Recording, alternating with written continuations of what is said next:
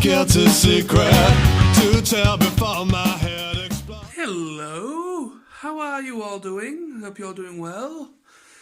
Today's video is very impromptu, and as most of my videos are, to be honest.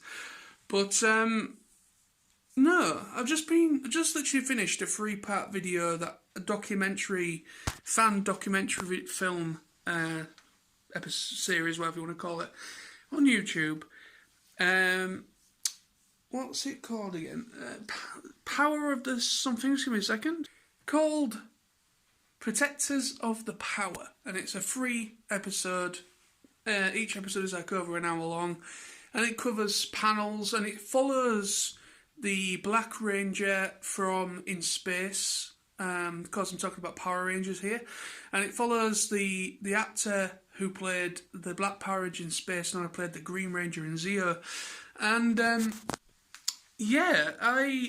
it kind of rekindled past awesome memories of Power Rangers. Now, some people out there do not like Power Rangers.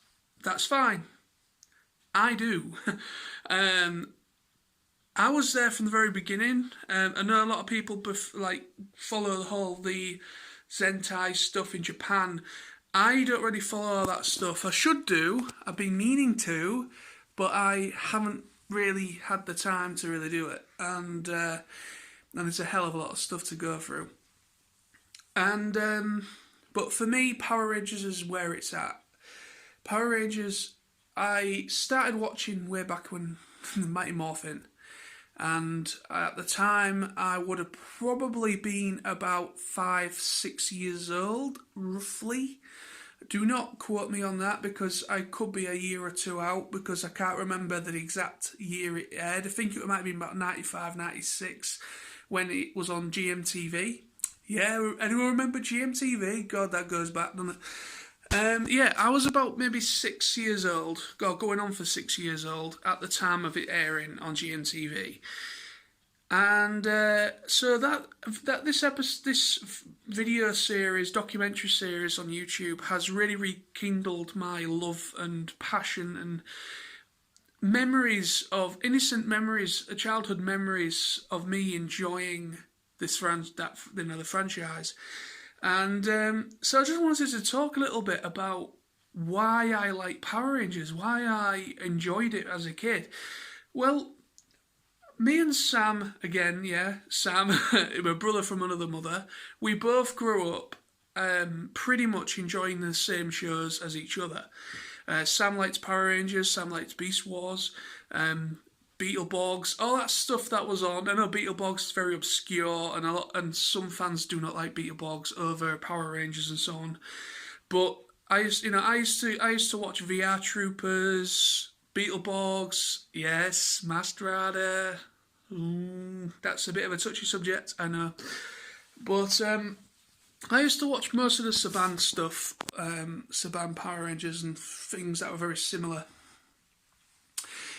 And just going back in my mind to a simpler time of when I used to enjoy Mighty Morphin, and right through to Zeo, Turbo, In Space, Lost Galaxy, Time Force. I followed it right through to when Saban sold the rights to Disney. I then stopped watching for a little bit, and then I watched SPD. SPD is my favourite of the Disney era. I like Dino Charge as well, which is a very recent one. I also like Dino Thunder, and I also like Megaforce, and the brand. There's a new one just started as well. I think Beast Hunters, and that's quite good as well. But I've watched all of season 1 and need to watch season 2. But yeah, and I've also watched the Mighty Morphin movie as well, even though it's compared to today's standards, it's very corny and it hasn't stood up to the test of time. But it is good. But yeah, I have been around and I've watched and I've dabbled in certain different series. There's some I can't stand. Majority of them I don't like are under Disney. I feel they lost the magic of what Power Rangers was a little bit with certain series. Other people have a different opinion, obviously, but for me, I hated Mystic Force. I just didn't like that at all. I don't like RPM. I don't like Operation Overdrive. I don't like those at all. But and Wild Force as well. I do not like that one. But for the most part, I have enjoyed most of it. And but yeah, just thinking back to the simpler time of just sitting in front of the TV. I used to kind of practice the martial arts from Power Rangers as well. I actually got quite good when I was a kid. Obviously, the kicks, the punches. I couldn't do the flips, but I could do most of the actual fighting bits. I actually used to do that. I also used to watch wrestling as well. I used to practice my wrestling moves as well when I was a kid. And I remember we had the sofa we've got at the moment. It's been quite a long time. So this is a new, fairly new sofa. I had it a few years now. But we had a really big, cushiony sofa and the cushions detached from the sofa. And my mum, at my mum's dismay, she bless her heart, she allowed me to do this on maybe Friday or Saturday evenings when we were quiet. She would allow me to take off the cushions and I would jump on them. I would jump off the sofa onto them, practice my wrestling moves, my karate moves as well. And I actually went to karate a couple of times when I was younger as well. I went twice. I went with I don't talk to him anymore. That's another subject, so I'm not going to get into any drama. But someone I used to live next door to. So yeah, I used to go to karate with him. That was the first time I went. And funny story, funny fact, I actually really impressed the sensei, the teacher, at my very first one. And basically, I went along just to observe. He was already there. He'd been going for a little bit. I think he was on green. I can't remember. He might have been on yellow or green or something. So he was a couple of belts in. So I went along. I wasn't really sure about going. I was quite shy and reserved as a kid, and I wasn't sure about going along to this with other strange kids that I don't know from Adam. So, but I went along, and I was told it was just a sit-in session, but the sensei wanted me to just get involved, just do a little bit of punching and kicking. So I did what I could remember from watching Power Rangers and things like that, and I actually wowed him. He actually said to me, "Have you done martial arts before?" And I went, "No, this is the first time I've ever been to an actual class." And he went, "Where did you learn all that you were just doing just then?" And I was like, "Well, through TV, like cartoons, Power Rangers, things like that, wrestling." And he was like, "You do know what you've just done there is possibly yellow belt status already, and you're not even started." And from then on, I carried on. And I was there for a good year. And then I broke my foot at school. And I never went back after that for some reason. I just dropped out. I broke my foot and never went back. And that was pretty cool. It's quite uplifting. I found that quite an uplifting experience. That obviously this was a guy who was a black belt or Dan belt. He was, I think, third or fourth Dan, so he was a bloody good sensei. He knew his stuff. I almost took out his knee once. We were practicing on the mats, the punch bags and things like that. And I go to do a back kick. And I literally strike him, just strike him on the edge of his knee. He gave me a look, and I went, "Ooh, sorry about that." But yeah, so yeah, it really empowered me as a kid to do stuff like that, like practice kicking and all that.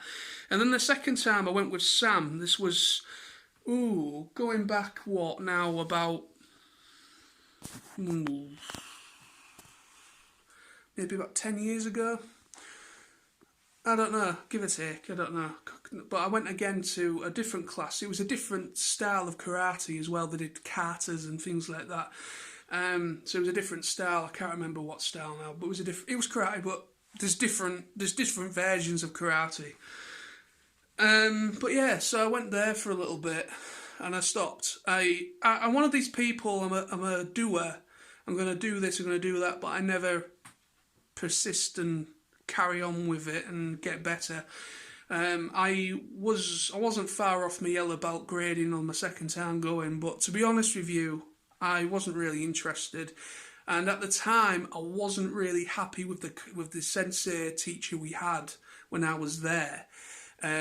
Basically, I thought he was a bit of a. I just didn't like the idea of. Obviously, it's for all ages. It was a mixture of adults and kids, and the way it was run, what I felt was a bit crap, and that was the reason for me to stop. And as well, because I just didn't think I was progressing. And I just didn't think they were putting as much emphasis on the adults. They were putting more emphasis on the kids. And I thought that was a bit unfair. But, yes. But, yeah, it did, Power Rangers had that kind of a pull on me, really, to do that. And, man, just to remember back then when I was a kid, just sitting just on Saturday mornings, GMTV. Also, certain days during the week as well, just before school, I used to get up at about like 6:30, 7 o'clock in the morning before I had to go to school. GMTV used to be on. I think there used to be some segments on sometimes as well. But yeah, I absolutely love Power Rangers. What is it with Power Rangers that I love so much? I think some people knock it by saying, if you've watched one episode of Power Rangers, you pretty much watch it all. Yes, I understand that. It's a very basic, like abbreviated story. Most of the fight scenes are all recycled from the Japanese represented series, Sentai series. I understand that, and a lot of it is all ADR. And yes, the actors are mostly gymnasts and martial artists in their own right. They do their own stunts, but usually when they're not in the suits. Usually when it's in the suits, it's usually a stunt guy or something like that. But no, what pulled me towards it, what made me enjoy not just Mighty Morphin, but all the ones that followed as well, it was unique. There had never really been anything like it before, and because it was unique, it just pulled my attention. Ever since me being a kid, I've always been a fan of martial art films, like with Jet Li, Bruce Lee, all those since being a kid, and it just ignited that fire and intrigue in my young mind at the time. And I just felt it was very dynamic. I liked all the really corny little weapons that they had. I loved the Megazords. I thought they were freaking amazing, even though they were just a guy in a suit. And it was they did the whole. Obviously, it was all filmed at Toho, and that studio did all the Godzilla films and all the big kaiju films in Japan.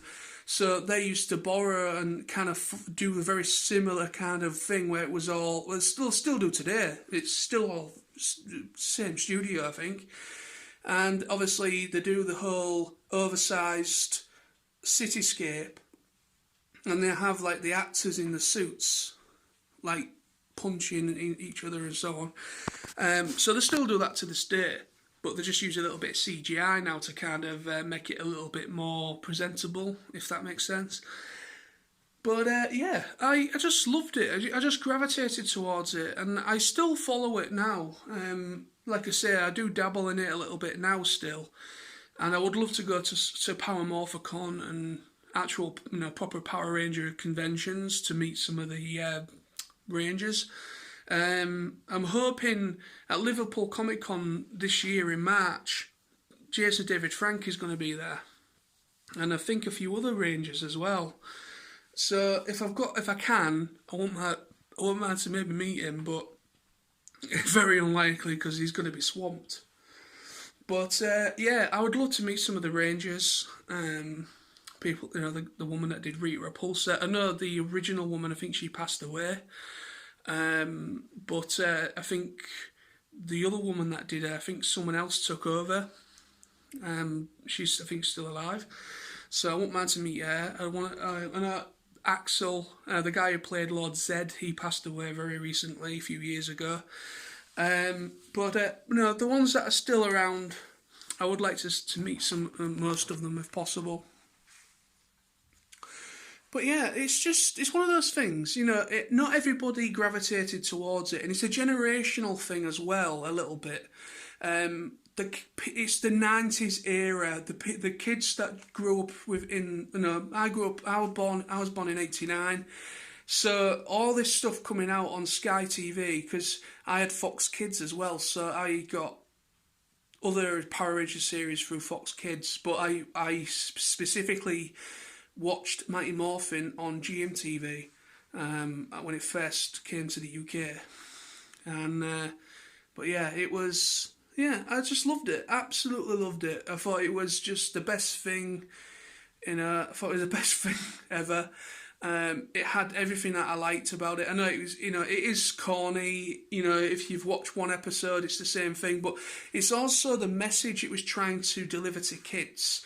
It's about believing in yourself, and life knocks you down, but you just got to get back up again and ride it out. And that is what Power Rangers is about. It's about empowering young people, and not just young people, older people, because it's like I said, it's a generational thing. There's like maybe 2 or 3 generations of people that have followed Power Rangers since it started, and there's also people that have followed the Sentai stuff as well. So you've got a lot of people that still follow this franchise, and it's empowered so many people over the years. I was watching the documentary series I've mentioned that I've watched. Hearing some of the inspirational stories, people that have become martial art masters. Literally, they've mastered a martial art because of it, or they've gone into the Marines, or they've become a medic. Or something like that, inspirational stuff, all inspired by Power Rangers. And it's just a little honest little show that was originally put together with a mixture of Western actors. Originally I think it was Australia, and then I think production moved to New Zealand, I think now. But it is a bit of mashed together. It's very corny. It's one of those things is that you just got to appreciate it for what it is. You've got to look past the ropiness and see it for what it truly is. And I love it, absolutely love it. So that's the video today, guys. Hope you enjoyed. Please comment below what you think, if you're a fan of Power Rangers, and what your favourite Power Rangers series is, and why you like it. Thank you very much. See you soon.